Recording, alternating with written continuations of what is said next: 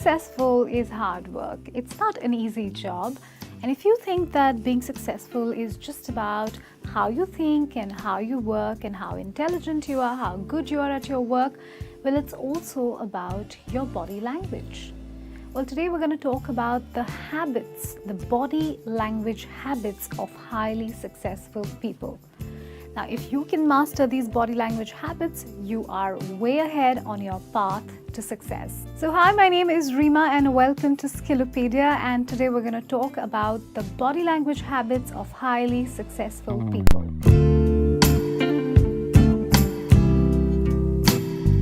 The first body language habit that I want to talk about is posture. Yes, you need to learn how to sit up straight. Now, slouching in your chair, putting your elbows on the table, covering your face with your hands, playing with your chin or tugging at your hair, all of these can be signs of disrespect or disinterest. So the person you're talking to may feel like you don't like the person, you don't respect the person, you're not interested in the conversation that's going on. And this can prove contrary to your success.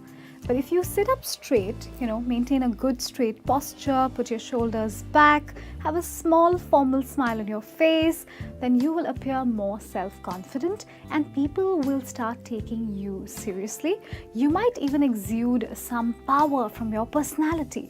So always remember, the more space your body occupies, the more successful you will look. And if you just, kind of bunch up into this person who's slouching, who's becoming and rolling himself or herself into a small ball, then obviously you're going to appear very timid, very underconfident. So never slouch. It makes you look smaller and less confident. Make sure that you're projecting power and confidence. Sit up straight.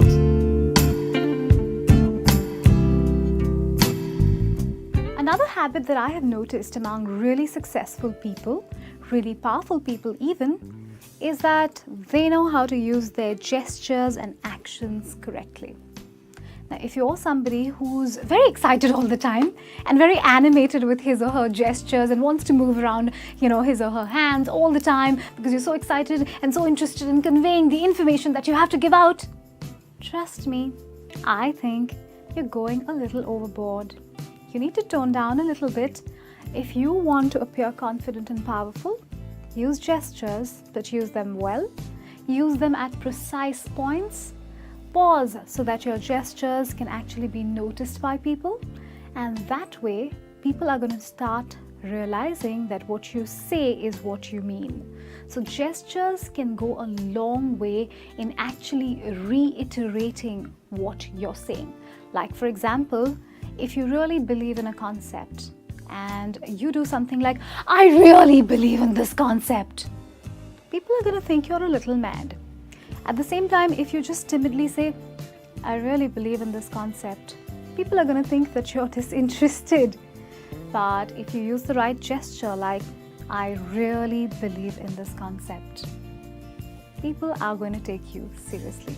So remember, those gestures that you're making all the time with your hands, they need to be very calculated, very formal, and very precise.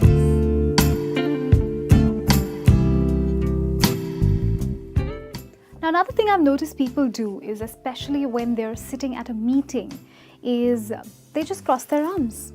They sit like this, or even like this.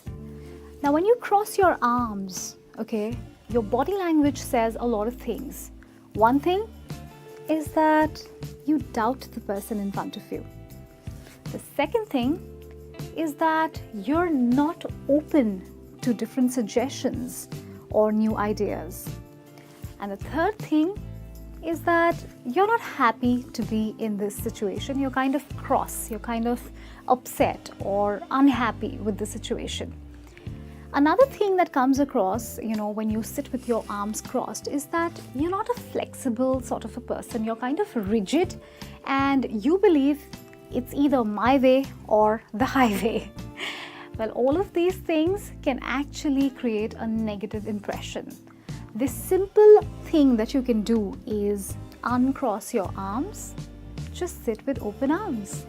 you'll come across as a person who's so much more pleasant, a person who's so much more open, and a person who's so much more confident and happy to be in the situation that he or she is in.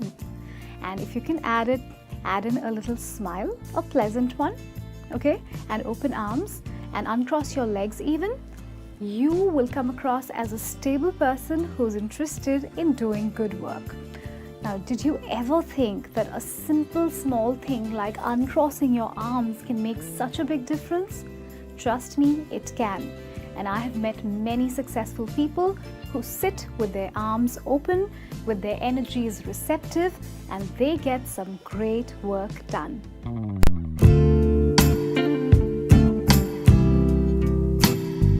Now, my next point sometimes doesn't apply to men because men end up having shorter hair. It's more for women. I've seen a lot of women who keep playing with their hair while talking. Some of them even look down at their hair like this. Doesn't that make you look a little mad, a little lost, a little weird? And there are people, or women especially, who are touching their hair like this and talking. Now that makes you look like you're seeking a lot of attention, or you're so insecure that you need your hair to kind of hold on to. Well, all of this should stop right away. I'm telling you, stop touching your hair. Hands need to go down. You need to be confident. Look the other person in his or her eye. Talk work, talk formal stuff, and that's it. Touching your hair, fiddling with your hair, grooming your hair. For men especially, going on grooming your hair while thinking, tapping your fingers on your head, all of this makes you look very unprofessional, and it's a complete no-no. And if you want to be like one of those successful people, you need to be maintaining a very, very dignified posture, and you need to stop touching your hair.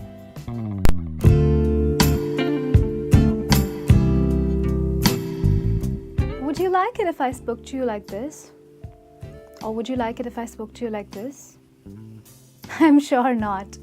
It's very important to have a smile on your face when you're having a conversation. Now, this could be a personal conversation or a professional conversation. Now, when I say smile on your face, I'm not saying that you should have a goofy smile that makes you seem really dumb and lost like this. You need to have a simple, formal, pleasant smile on your face. You don't need to laugh out loud or giggle or any of that stuff. You don't need to crack jokes and, make things really awkward. You just need to have a pleasing smile on your face. Although smiling at everything doesn't really support the idea that you have a strong character, but having a smile on your face makes you come across as a pleasant person. And when was the last time that you didn't enjoy working with a pleasant person, right? Everyone enjoys working with a pleasant personality. So in order to keep your personality pleasant and professional at the same time, a small smile, which makes your face seem all open and pleasant, is the best thing you can do. So keep the frowns away, keep the giggles away, focus on a simple smile that will take you miles ahead in your career.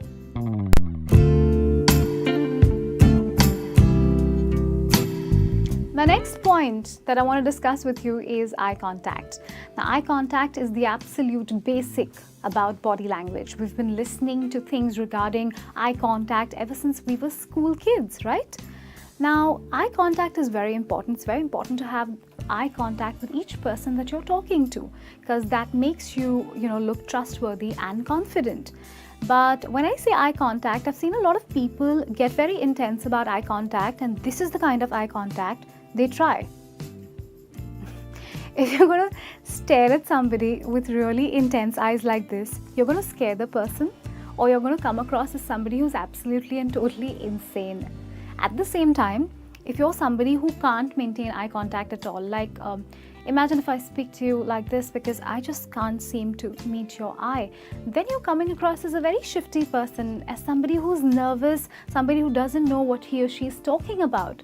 So what you need to do is you need to maintain the right kind of eye contact. You need to maintain a friendly eye contact that's confident.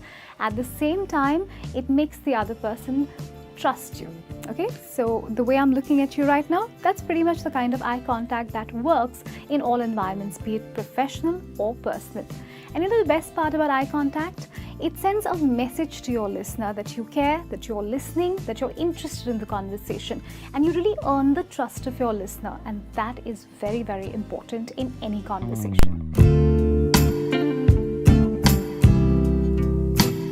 My next point regarding body language is about handshakes. That's right. Now, what's the first thing we do when we meet someone new, especially professionally? We shake hands, right? This is an age-old tradition that's been going on for years, and it always works because the right kind of handshake can create the right kind of professional relationship or the right kind of friendship. Okay? So never give a weak handshake. It doesn't mean that you have to give a bone-crushing handshake wherein the person you're shaking hands with goes like, ouch, that hurt. Make sure that your handshake is firm, it's not wishy-washy and weak. At the same time, it's friendly and comfortable for the other person. Because your handshake is something that will make the other person feel like, yes, you're happy to meet that person, you're happy to do business with that person. At the same time, you're a confident and secure person. So next time you're shaking hands, don't treat it like a gesture that is just by the way or it's just ordinary. Make sure you're focusing on how you shake hands with people and make sure that your handshake is firm. So wasn't that interesting? Different habits, different kind of body language habits of successful people.